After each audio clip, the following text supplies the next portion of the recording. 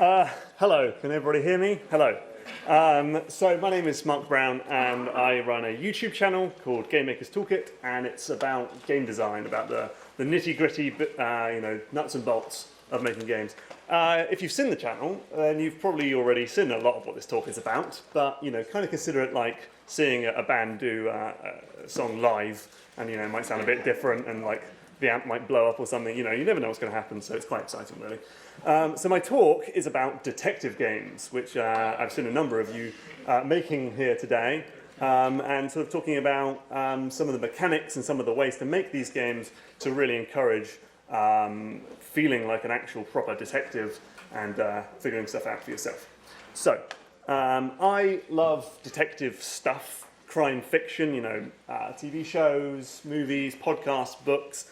I just find the idea of being a detective to be this fascinating thing. It's like this crazy puzzle that you've got to figure out, but there's also like people are lying about things, and you've got to work out the timeline, all this sort of stuff. I find all that so fascinating to watch and to follow along. And of course, there's been a huge number of detective video games as well. We've got LA Noire, which I was so looking forward to. It's not just detective stuff, but film noir, which I absolutely love. It's made by Rockstar. It looks beautiful. You've got like the Agatha Christie tie-ins. This is a Poirot game, solving murders with this bloke. Really weird stuff like Murdered Soul Suspect, where you're like, you die and then you're trying to solve crimes while being chased by ghosts. I don't really remember that one. And of course the Sherlock Holmes games by Frogwares, which, based on the old Arthur Conan Doyle tales. And a lot of them are very cool and fun and have interesting stories and stuff, but I've always found with most of these games that while they want me to feel like Sherlock Holmes, this smart dude figuring stuff out, I often find I feel a lot more like Watson. I'm just sort of following along the actual person figuring out the crime, maybe helping every now and again, but really, I'm not really in charge. Someone else is, the game developers are, and I think this comes down to a fundamental design challenge that detective games face, and it's the similar design challenge to why it's very easy to make a video game version of Who Wants to Be a Millionaire, but very difficult to make one based on the weakest link, and that's because the first one is a multiple choice question. He just says, A, B, C, or D, and you can pick from that. And to make a video game version of that is, pretty easy. I say, having never made a video game, but you know what I mean, design-wise. And then, but for the weakest link, Anne, what's her name? Anne Robinson, thank you, asks a question, and the person speaking, the contestant, just has to figure it out from their brain. They're not given a multiple choice question. And it's a very different experience, right? They're not being prompted by these questions. They can't do a process of elimination. They can't say, well, it sounds a bit more like that one, or, I wasn't thinking about that until it popped up on screen. So it's a different experience. But to make a video game version of that, I mean, how do you do that? Do you have like the text entry field? Do you have voice recognition? I mean, these games came out like PlayStation 1. I don't think that's going to work.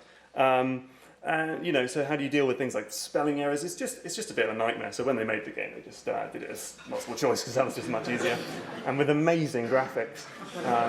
But that's the PlayStation for you. Made by the people who made the Lego games. Weird. And so this is kind of how they've done a lot of detective stuff. So this is The Wolf Among Us from Telltale. Rest in peace. Just pour one out for Telltale. And so you're playing the game and you're wandering around and you're in this room where a murder has taken place. And you open up this cupboard and there's this dress, and Bigby's like, ooh, why is this dress here? And it pops up, and you're like, he likes it rough, could be a cross-dresser, looks like a snow costume. And so what you're supposed to do is be like, this dress, it kind of looks like the Snow White book in the thing, deduction, yeah. But you just kind of press X because it's the only one that really makes any sense. And if you hadn't made that connection, well, you have now, because it's on the screen. And so I feel like a lot of these choices we get in games kind of give away the actual answer a lot of the times because they completely prompt you. And there's other negative reasons for having these. So like here's another one from one of the Sherlock Holmes games. This guy says the ring is mine, and you say, I doubt this. And it comes up with these 5 options that you can pick from. And you know, another thing that kind of makes this less than ideal is that you can guess or just sort of brute force your way through the game a lot of the times. You can just, you know, you've got a 1 in 5 chance after all, might as well. And it also kind of feels like there's this sort of gap between you playing the game and the detective on screen. Like, he's kind of already figured it out. You're just there, you know, giving it a little nudge. And so you don't really feel like you're so much in control. So, you know, detective games, like there's another one, Leighton Brothers, generally need to ask you things like who did it, how did they do it, where did they do it, what was the motive, things like that. But by using these multiple choice questions, they kind of give you away the answers. So the very best detective games that I have played, the ones that have really stuck with me and really made me feel like a detective, have employed game design mechanics that kind of get rid of the multiple choice questions and you know, ask these questions without giving away the answer, basically. So in this talk, I'm going to talk through a bunch of examples of games that have done this really well. Starting with, so here is Detective Grimoire, made by SFD Games, who I believe are paying for drinks later or something. And so it's a very cool game, it's for iPhone, and so similar way to the Wolf Among Us thing, Detective Grimoire has asked himself a question saying, have I uncovered an important secret in here? But instead of there just being a bunch of things to pick from, you've got to create a sentence in Grimoire's head by picking from a bunch of like icons at the top, are like, you know, sort of ideas he's having, things like the hunting rifle, Sally's face, a broken mirror, and then also these little sort of pickers of some more little sort of phrases, and from them you can make an entire sentence. And if my maths is correct, you've got 8 pictures that can be put into 2 slots and 2 pickers with 4 statements each, which means there are 896 possible combinations to pick from, which means you definitely can't guess the answer, and the answers are far less prompting to you, you know, it doesn't really kind of give it away. And because of that, playing this game, I felt much more like I was actually a detective than in some of those other games I mentioned. So it's really about ditching these sort of multiple choice questions and finding new ways to do it. And we can do this across pretty much every facet of the crime solving process, because if you've watched, you know, any of these crime solving movies, there's lots of different parts of it. There's interviewing witnesses, there's following leads, there's making the sort of Sherlock style aha deduction moments and things like that. So for example, let's start with interviewing witnesses. So we've seen this, oh, sorry. No, that's good. We've seen this a million times in crime fiction, where we're talking to people, trying to get more information out of them. Sometimes they might be holding some information back because they're lying, things like that.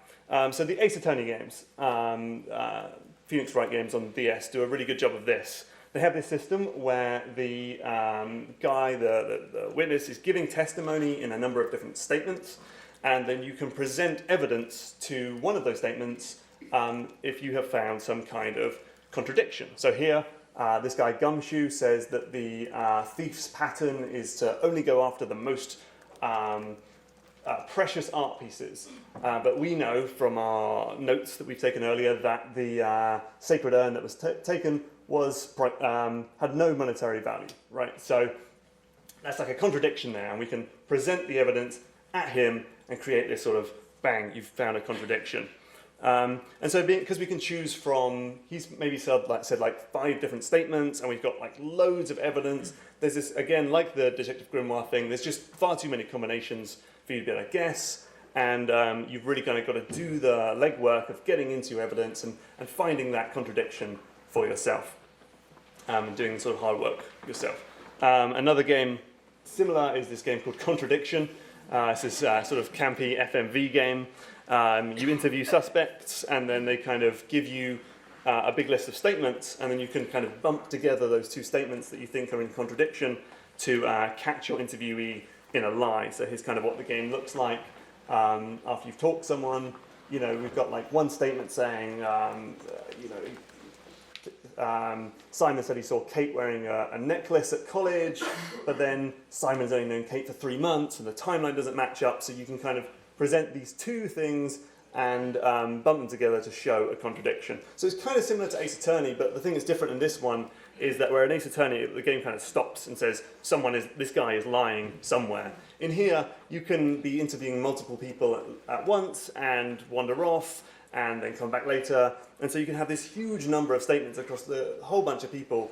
And it's really up to you to find that contradiction, or the multiple contradictions, to find the lie that's been told and move on to the next part of the game and figure out who's telling porcupines.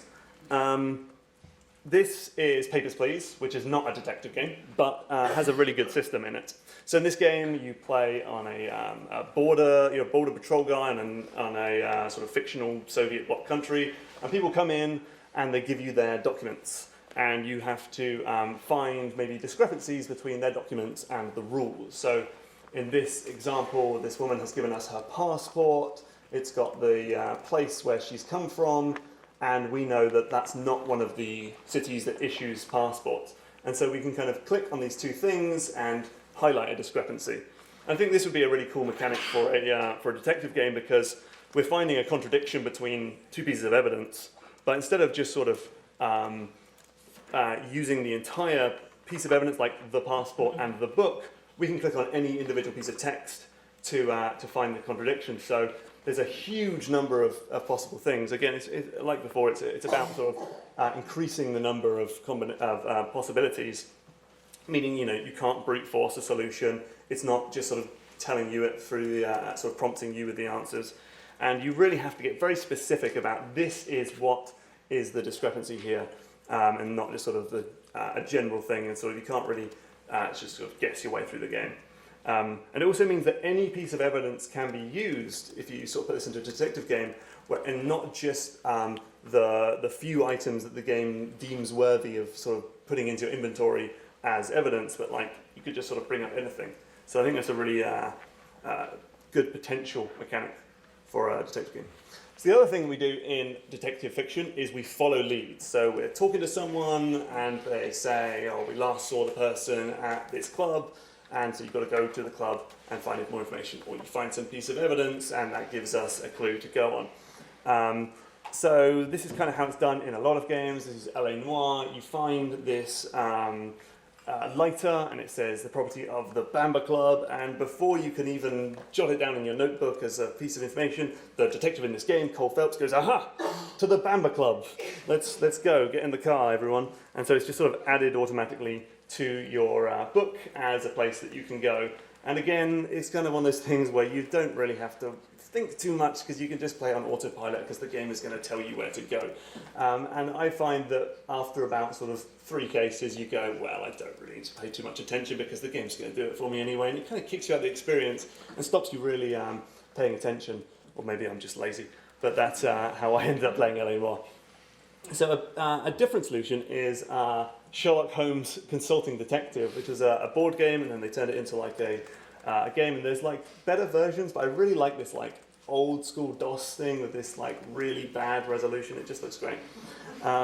So you get in the box for the game a newspaper, and like literally like a piece of paper, and it's got articles on it, and you can scan through it, and you've got to look for interesting information. So in this case, it's about the mysterious deaths of 3 archaeologists. And I found this article about the mummy, and we found these like interesting people's names that we might want to talk to. For example, how the investigation of the second death was handled by this guy at the very bottom, Captain Herman Ramsey. And so, if this was LA Noire, it would just be like, aha, add Herman Ramsey as a person to go talk to, but this game does something very different. In the game itself, you actually get this directory of every person and business in London. Well, about 200 entries in there. That's kind of how big London is, I guess. I don't know. And so you have to like rifle through it and find the right person. So here we've gone to the R's, we found Ramsey Herman, and then we can go and have a little chat to him. And so by hiding the actually relevant names in a sort of sea of red herrings, again, you can't guess, you're not being prompted, you've really got to go, I saw that guy's name in the newspaper, I'm going to go check him out and see if he's of use. And so you really have to pay close attention, much more so than you do in early noir, because if you're not sort of really thinking about the names and the businesses mentioned in the newspaper or in the video clips that you get when you go talk to Herman Ramsey, then you're going to be at a dead end because the game's just not going to help you along. It really puts you into the boots of the detective. A sort of similar thing comes from the Blackwell games, which by Wadget Eye Games and are good. And so in this one, you have a search engine and sort of a Google type thing, and you can just type stuff of interest into that text box. And so if someone might have said something about Meltzer and you're like, that sounds kind of interesting, you can type that in and it will then give you a address, and then that is added to your map afterwards. So it's kind of this idea of two less observant players who aren't really properly thinking like a detective. It's just a random string of text that someone said. They just said the word Meltzer. It just moves on. But for anyone who's actually attentive, they know that it's something worthwhile, and the game only sort of acknowledges it as being worthwhile when you type it in. So that's cool. Obviously, one of the big things is making deductions, right? This is what Sherlock Holmes does. This is the big thing. This is when you actually have to use proper deductive reasoning. You have to use logic. You have to use problem-solving skills. You have to think outside the box and kind of turn things around, proper Sherlock Holmes stuff to figure something out. And this is something that games that's kind of the biggest challenge, I guess, that the games would face in this. So I showed the Detective Grimoire at the beginning. This is kind of a similar one. It's called The Trace, and it's an old iOS and Android game. Again, it has these questions: who opened the safe and why? And you drag on multiple things that you found throughout, sort of during your investigation. You kind of drag on multiple things by having not just pull on one thing, but having to have three to be able to get it right. It kind of forces you to really pay attention and figure out the right things. Here's a game, this is Discord Noir, and this is going to sort of highlight, so Discord Noir is a great game, by the way, but it highlights a potential issue that this sort of design of having you kind of like drag on stuff that you have found during an investigation can have. So in this game you play as Luton. Do you know that Luton was voiced by Rob Brydon? Do you remember when like old adventure games had like British comedians doing the voices? Yeah. You had like Discworld had like Eric Idle in it and stuff. And do you remember Bud Tucker in Double Trouble? Anyone remember that? No. Oh, come on. I thought you'd be the only audience in the world. Okay, anyway, they had Rick Mail in it. Anyway, this is completely off topic. So Discworld Noir. Okay, so you go into this game, and there's this, I've highlighted it here, a word has been written on the wall, and it's by a guy who was like hanging upside down. And, it's like a corpse, basically he's died. And so we see this thing like, a zeal. And in the game, our detective guy, Luton, writes down interesting information that he has seen in a notebook. So he's written down this thing, Azil, and he's written Mundy, the guy who died, hung upside down. And then the mechanic in the game is to sort of connect one to the other, drag them onto each other and say, there's a connection here. And so Luton then goes, aha, if the guy was hung upside down when he wrote the message, maybe the message is upside down. And so that's a kind of a cool puzzle, but the thing is that by having them in the notebook, it kind of gives you almost the answers, kind of gives you halfway towards the answer, and you've only got to connect them together. So it's a pretty good puzzle, but it has that limitation of you don't really have to think about it too much because it's kind of giving it for you. And so this is kind of something we get in a bunch of detective games, is they will have thoughts that you have picked up or bits of evidence, and then you can kind of snap them together like puzzle pieces. But it kind of means you're not really using your own logic and your own way of thinking, but you're using the pieces and the pieces of logic provided to you by the game, which is it's a nice idea and it is a good step, but there are ways of doing it where you feel more in control. So this is cool, don't get me wrong, I'm not saying it's rubbish, but there are ways of making it a little bit more involved. So back to Wadget Eye, and back to their lovely search engines. So they have a lot of puzzles are based around text entries. So in The Shiver, which is probably my favourite Wadget Eye game, even though it's really short, but it's very nice. So you're reading the emails of this guy who died. He's called Jack Lauder, right? And you're reading these emails, and you keep seeing like a bunch of like really concerning emails from this guy called Ethan G. You're like, okay, I've got to like track this guy, get down and talk to him. But we can't really do anything because he doesn't have a surname here, right? If we type Ethan G into the search engine, it's going to be like, there's too many people, right? So we have a look around in other emails and we find like a guy talking about someone Goldwater, and you're like, maybe that's the guy. But Ethan G, he talks a lot about money, and there's this accountancy firm called Goldberg and Weaselbaum, and you're like, maybe that's of interest. So you go back to your search engine, and you type in, well, maybe Ethan Goldwater, it doesn't give you any results. You type in Ethan Goldberg, bang, you finally get something, and it comes up and it says, with a warm rush of triumph, I knew I found my man, and that is kind of how I felt in the game. A warm rush of triumph. Yeah, okay, it's kind of weird, but to when I first played that game, it felt very electric because unless I had like really figured that out for myself and typed it in, the game just wasn't going to move on. You're welcome. So if the game had like just given us, Ethan G and Goldberg as like 2 clues in our inventory, it would have been much easier to just kind of, just snap them together, be like, okay, those are connected. But because we have to take that information like out of the game into the real world, do something with it, put them together, and then put it back in through the text entry field, we get to feel like we're, being a detective and doing some actual work. And so, in this sort of Discworld noir puzzle, maybe if it came up and said, enter a password, and you typed in the information, the code you saw on the screen, it was like, that was wrong, and then you have to turn it over and type it in the right way up.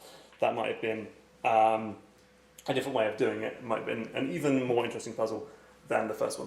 Obviously, the game that did the search bar really well is Her Story, which is, if you haven't played it, it is ostensibly about figuring out who killed this guy called Simon Smith. And all you've got to go on is a bunch of old interview footage with his wife Hannah, right? So she's just talking a load of stuff, and you get to type in search terms, and there's like 300 video clips, and they're cut up into individual like statements that she's made, and you can find them by typing in search terms. But then only the first 5 results, chronologically speaking, will be shown to you. It doesn't really make much sense in the real world, but it's great as a game mechanic. And so you really have to think about what to type in. And so nothing tangible is given to you in this game, right? You don't get given clues in an inventory. You don't get given like ideas and statements that you can snap together in a sort of this is your brain type screen. But you will make deductions. Maybe you'll hear a bunch of statements and they'll make you think of something. I don't want to spoil the game. Maybe I'll make something up. You'll read some statements that you think, watch some statements and make you think, maybe Simon had an affair, and then you type in affair and it brings up some new clips. So the only way to check that you're right about your deduction is to type in something relevant and see if you get some new clips and can move the case forward. And when you do it, it feels quite amazing. There's nothing quite like it in games. It is a few games come as close to that sort of eureka moment as this funny little game about searching for videos, kind of like using YouTube or something. Okay, so the final sort of part of being a detective is of course confronting and accusing the murderer of their crime. There's probably other crimes you could do, but murder's the most exciting, isn't it? Everyone loves a murder. So probably the one to avoid is something like this: is Assassin's Creed Syndicate, and you just go up to someone and you just press X to accuse them, and if you get it wrong, they go, "It wasn't me," and you go, "Oh, sorry," and you wander off and you accuse someone else. It's not very satisfying if you get it right or wrong, to be honest. So we need some way to really prove that the player has sort of knows who the suspect is, and they figured out how the murder went down. So I quite like this approach from The Vanishing of Ethan Carter, where there's kind of like a ghostly rendition of the crime, and you've got to figure out the correct timeline by putting the events in correct order. So like, maybe this is like number 2, 3, 4, And again, you can't really brute force it. There's so many combinations of which order it might be, so you really have to show that you knew what went down when this guy got run over by a train or something. Another approach I like is from this game called Eagle Eye Mysteries, which is like an old DOS game from like EA back in the 90s. And it's like a kid's game, but it's quite good because you talk to people and you look at stuff and you get ideas, and it kind of gives you loads and loads of like statements about the crime or whatever. It's like, this one is definitely not murder. It's like, someone stole the pizza recipe. But it's similar stuff. And then you kind of have to go through and you like pick the guy you think stole the pizza recipe, and then like the statements that you think are the most important ones. So, you know, it's kind of similar, but simple, but it works pretty well. You know, the sheer number of statements you have means you can't guess, you're not really prompted so much, and you really have to show that you've understood the crime and what happened by picking the right answers. It's near impossible to just sort of guess your way through. And then this game like literally just came out like 2 weeks ago, but it's one of the best detective games ever made, really. It's called Return of the Obra Dinn. Don't worry, I'm not going to spoil anything because it's so brand new. But this is kind of similar to the Eagle Eye system, but like massively improved upon. So in this game, you are on a sort of it's not a pirate ship, it's like a ship filled with pirates. No, not pirates. Just people. And you can go around and they're all dead. I forgot to mention that. And so then you find their corpses and you have this pocket watch where it will show you like the last moment of their life before they died, and also a little bit of dialogue that they were speaking or people were speaking around them before they died. And then you can kind of walk around in this freeze-frame vignette. So this guy's been like shot through the chest, and you kind of got to figure out like who is who, how they got killed, and stuff like that. And so this game really makes you pay attention to really think things through, cross-reference, look for clues, make carefully educated guesses, construct timelines, all that stuff. I mean, I was playing this and just going a bit nuts with like pieces of paper up, you know, I was like, just have like piece of string and stuff like this, you know, really figuring it out. And because the way that this game asks you how stuff is, it just asks you these questions. Who is this? How did they die? So this is the person who got shot. And so if you go to like, who is this? It brings up the list of everybody on the ship. So when you first see a guy getting shot, you're like, I don't know who it is, but like maybe he's got like a hat on, and then later in the game you see like this hat being like hung up on a hook, this guy's name on it, and you can like figure stuff out like that. That's not in the game, I made that up. That's really rubbish, so that's why it's not in the game. But things like that, you know, you have to like cross-reference information and figure out things like that. And then for how they died, sometimes it's really obvious, like that guy got shot, but then you don't know who shot him. And again, instead of just sort of, it's giving you this huge list. There's like maybe, I don't know, 20, 30 ways that they died. And so you've really got to, again, you can't guess, it's not prompting you, you've got to go in there and figure out the right one. And so this is the game that really made me feel like a detective the most of any game I've really played, because you really have to go in there and figure stuff out for yourself, because the game's mechanics and testing you on the information that you've learnt is just not prompting you, not allowing you to guess. It's really, really cool. So, you know, I think a detective game is just this sort of like fascinating game design challenge for anyone who wants to take it on, because we all love detective stuff, right? It's super interesting. These detectives, they're like smart people, and they know the right questions to ask a witness, and they can know how to chase down a lead, and they can like take two pieces of information and figure out something interesting and use deductive reasoning. But it's just a shame that so many video game detectives, they make this promise of letting you feel like that character, but so rarely really pay off on that, because they sort of bungle the execution. So again, it's just like the other one, you know. It's like the apple in the book. If she was eating when she was attacked, murder makes him hungry. I mean, that's obviously the right answer. And so, yeah, I hope more developers take on this challenge, because it's such a fun, maybe a detective should make a video game. It's such a fun style of game. It's like a real puzzle-solving challenge, but most games don't do it properly justice, but some games do. The end. That was a really bad ending. Thank you.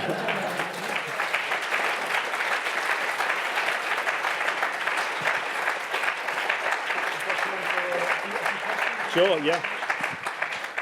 Are there any questions for Mark? Wrong aisle.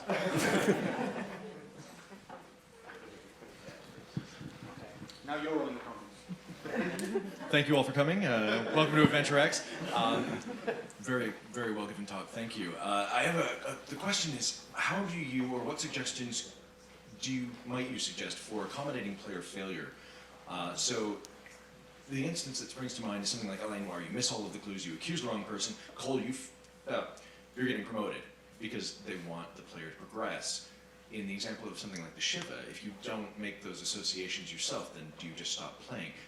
What do you recommend for accommodating for players who don't have that eureka moment? observant, or perhaps misclues aren't observant? Yeah, I mean, it's a tricky one because as soon as you start putting in too many sort of helpful things, then the player goes straight back to not having to figure it out for themselves because the game just starts telling you.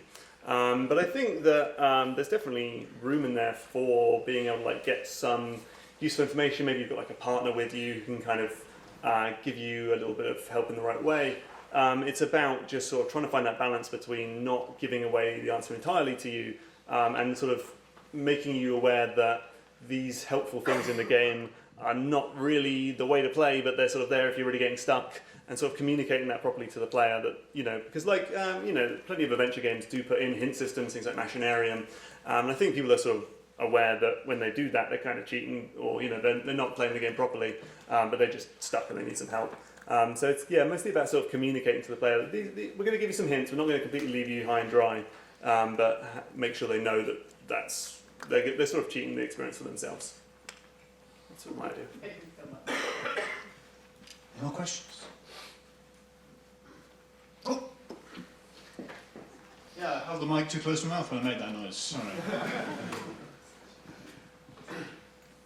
How would you feel about changing the way that people interact with the game itself? So when a detective has an aha moment, they're not often sitting at the crime scene, they're doing something else. And when I have an aha moment when playing a old text adventure game, for example, then I'm thinking about that game on the train or whilst doing something else, and then I have my aha moment because the game is designed in a way that encourages short sessions of play and long sessions of thoughtfulness. Yes. Sorry, it was more of a, like, how do you feel about this, and do you think that that's something that could work? Yeah, well, I mean, like, I know what you mean. You play adventure games and then you figure out the answer when you're on the train and you've got to, like, rush home before you forget it. I don't know how you'd actually sort of put that into the game itself, but maybe, like, encouraging players to, if they're not making a lot of progress, just put up a message saying, maybe go for a walk.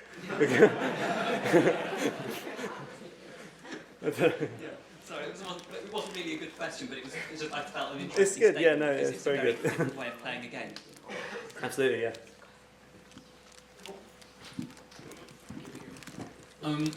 Are you saying that basically because a detective game is when you actually have to deduct things, then a lot of adventure games, specifically point-and-click adventure games in which you play a detective but it's very linear and you don't have to do any detective work, wouldn't be a detective game, just a game starring a detective? I guess so. I mean, it's kind of, it depends on what you're sort of promising to the player. You know, it depends. Some games, every game you play kind of has this sort of like fantasy of what it's going to let you be. And so these games say like, we're going to let you be a detective. And for me, I've often found it has been a bit of a letdown because I've gone into these games expecting to kind of be like a detective. But I think it kind of depends on, so a game like LA Noire has a bunch of detective style mechanics. It kind of feels a bit like a sort of Ace Attorney game or something, but they're very simple, and so I kind of feel that letdown. Whereas if it is a game where it kind of just has the theme of being a detective, but it's mostly just a story, I think people will sort of immediately understand, okay, this isn't a game where I'm making deductions, I'm just sort of playing a detective-themed game. So it's kind of like what the developer is kind of promising to you and how they're sort of setting your expectations in the marketing and the trailers for the game. So if you were going into it expecting it to be a proper detective or, you know, sort of full-on detective game, and then they feel let down, whereas if they go, okay, this is just sort of a detective-themed game, then their expectations will still be met.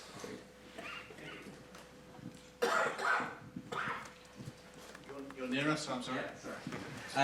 Kind of follow-up question works really well from that. You made a comment saying a lot of people go into a kind of detective game feeling like, oh, I'm going to get to play as Sherlock, and they end up playing Watson in kind of the experience. How would you kind of start thinking about making a game where you are specifically the Watson, but still making it an engaging kind of story? Got to design a game on stage. Or just like if you've seen anything that does that kind of experience whilst you've been looking at lots of detective games, going like, oh, this is Watson-y, but still fun to do, even, you know, as a game about that. I honestly don't know. It's a very good question, because I think I don't know if that's like a fantasy that a lot of people want to live out, sort of being Watson. It's kind of, it's kind of like the crappy version of playing a detective game. Don't So tread on my dreams, sir. Oh, I'm so sorry. I'm so sorry. But I think you should go ahead and make that game, and then for you. But yeah, that's an interesting idea. If I might interject, because I've got the mic and who's going to stop me.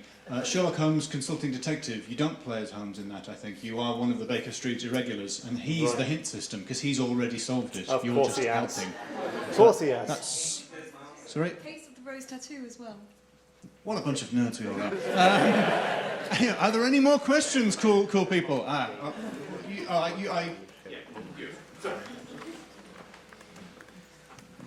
Alrighty. My information might be a little bit out of date. I haven't played Obra Dinn since it was released, but I was talking to Lucas Pope a few years back, and he was telling me that he had no plans to put any kind of feedback into the game about whether or not you had successfully identified characters and their cause of death. And I found this fascinating, this idea that as a detective, you've got two paths that you can take in this. You can be role-playing the detective, and you can be empowered by going, yes, I got it right, first time, I'm amazing. Or, if you're not satisfied with that, if you are, as a human who is playing the game, someone who wants to solve the problems and wants to have the clear idea, that you will then be driven to go back and play the game more and scrutinise the details in more thoroughly. I have heard, but not have played, that there was some Sherlock Holmes game that was similar. Is this something that you've come across? I haven't done a good job of formulating this as a question, but do you have any feelings about these sorts of things? So in terms of Obra Dinn, it's clear that it's obvious that Lucas tried lots of different things over time. He released a free demo of it a long time ago, and it's quite different to the final version. So he, in the final game, it's got quite an interesting system where it will only tell you that you've got something right when you've put in 3 deaths. So it's another system to stop you kind of just brute forcing, as you can't just keep like going through all the different deaths until it says you did it right. You've got to get 3, which again massively increases the combinations. But no, you can't get to the end of the game without. It kind of says like at the end of the game, do you want to just kind of leave? But no, there is a definitive yes, you got it right. I know what you mean about the Sherlock Holmes games. They do have like a system where you can kind of get it wrong and it doesn't really tell you. And I find that just a bit unsatisfying because, like you say, as like a person who plays a video game, you kind of want to know the answer. If there's like a puzzle, then there's a solution, right? And so it does kind of feel a little bit sort of anticlimactic to be like, you maybe got it right, bye. Personally, I would say avoid that. I'm going to bring the mic over here because I saw lots of hands before. Okay, I'm sorry, but he isn't here. Thanks very much. Thanks for a great talk. Loved it. Bit of a sort of slightly different question with regards to partnering, because here we are in the BL, Legal Deposit Library. I was wondering, what are your thoughts about the future and the games industry being taken seriously by HE libraries and legal deposit libraries? Because employability comes out as like sort of one of the main things from detective games as well that are transferable skills with regards to information literacy, digital literacy, things that we in the information profession talk about. So just wanted to sort of hear your thoughts. Sorry, it's more of a big question rather than... So was this about preserving games for the future? A bit about that, but also sort of transferable skills in sort of a professional realm from game players to actually information professionals. And so, sorry, I haven't formulated this too well, but just a bit of a... This is fine. I will roll with it. I think there is like definitely something in these detective games about transferable skills in terms of like deduction and problem solving. These are definitely things that would prove useful. You know, especially the thing about like the papers please system, where you're sort of finding discrepancies between pieces of information. You could potentially sort of turn that into a tutorial for doing a job. I don't know if that'd be very exciting, but I think these mechanics certainly have potential to give skills to the real life. Yeah. I'm sorry, that wasn't a very good answer. But, I think this is just quite a broad conversation, but we have time for one more question. Sorry. In terms of integrating these sort of investigative mechanics into other genres of game, for example, like Arkham, the Arkham series from Batman, sort of tried to maybe dip its toe in the water. But using the kind of system from Obra Dinn to then inform other gameplay aspects. How do you think like the best sort of ways of doing that would be? Yeah, so I know what you mean about the Batman stuff. The issue is, I guess, is that if people are sort of buying this Batman game expecting to just sort of ride around in a Batmobile and punch people, and then suddenly just get stuck on this thing where they have to like solve a murder, they're just like, I was not expecting this. That can be a challenge, which is probably why they make them these sort of detective-y bits in those games so simple, is that they're kind of there just to sort of, they're like the puzzles in Uncharted games. They're kind of like, it's a puzzle, but it's like super easy, and it's just sort of there to kind of like smell like a puzzle, so you kind of feel like you're solving crazy mysteries, but really it's like the easiest thing in the world. So I don't think they want to sort of alienate their core people who buy these games. But I would love to see a Batman game where you're actually solving crimes and you never fight a single person because you're just solving murders. That'd be great. Yeah, so what if you like switch the set? So rather than it's an action game with detective elements, it's a detective game with action elements. Well, that's kind of like what LA Noire did, but then you run into the same problem again, which is that people are expecting to sort of use their brain, and then suddenly they have to like shoot a bunch of people, and they're like, I don't want to do this. And then like Rockstar like put in a thing where you can just skip all the action bits. Sorry, I didn't know that. Okay, yes, yeah. So it's kind of like this thing of like, what is the player expecting to get? What is the fantasy they're going to get from the game? And I think if you're trying too hard to please too many people, then you end up pleasing nobody, because you kind of have, you know, everything's kind of got to be on this even keel for everyone to be able to enjoy it. So it's a challenge, but that's kind of probably why the detective bits in Batman games aren't super exciting. Thank you very much. I think this conversation might continue in the foyer, but please join me in saying a big thank you to Mark Brown.